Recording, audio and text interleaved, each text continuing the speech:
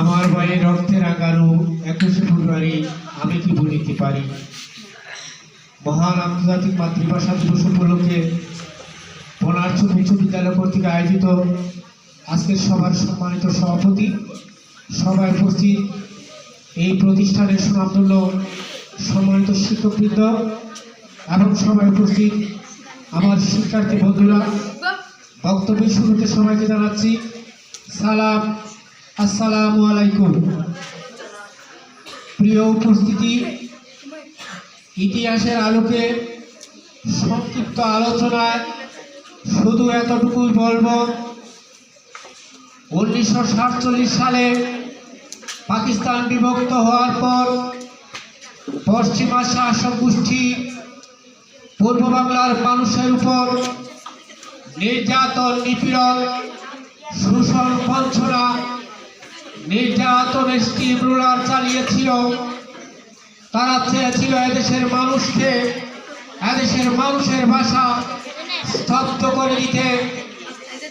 এক পর্যায়ে ষড়যন্ত্র করে উর্দুকে আমাদের উপর চাপিয়ে দিতে চেষ্টা করেছিল। তখন বিশ্ববিদ্যালয় থেকে শুরু করে প্রতিটা শিক্ষা প্রতিষ্ঠানের ছাত্র শিক্ষক জোরালোভাবে প্রতিবাদ করে না না বলে ধিক্কার জানায়। তারা বজ্র করতে বলে মায়ের ভাষা বাংলা ভাষা, রাষ্ট্রভাষার মর্যাদা চাই। রাষ্ট্রভাষা হিসাবে আমার মায়ের ভাষা বাংলাকে ছাত্র শিক্ষক সহ সর্বস্তরের মানুষের ত্যাগ আর তিতিক্ষার বিনিময়ে আদায় করা হয়। আমরা আজ আমার মায়ের ভাষা বাংলা ভাষায় কথা বলছি।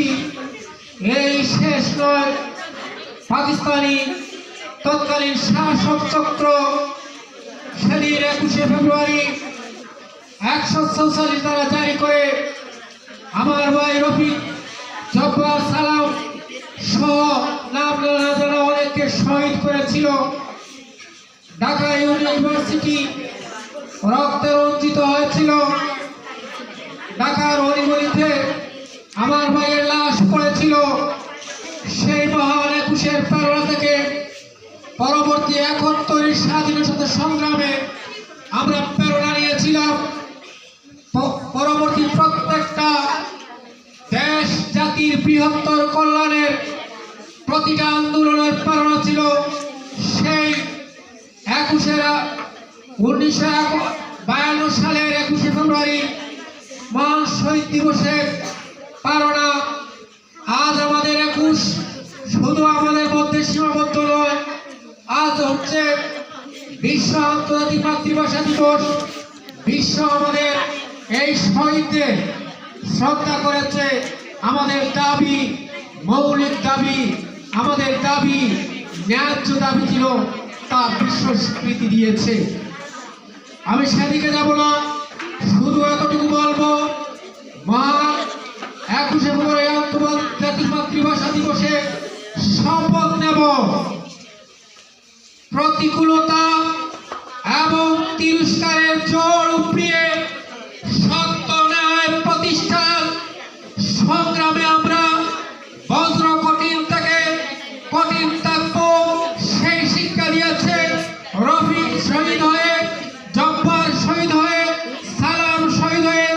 তাদের সেই রক্ত পাতা যেতে দেব না, সেই মহান প্রত্যাশায় আমার সংক্ষিপ্ত বক্তব্য সমাপ্ত করছি। আবার দেখা হবে, কথা হবে শিক্ষাবন্ধ সুন্দর পরিবেশে, সেই প্রত্যাশায় আজ এই পর্যন্ত। ভালো থাকুন, সুস্থ থাকুন, সবার জন্য শুভ কামনা। আল্লাহ হাফেজ।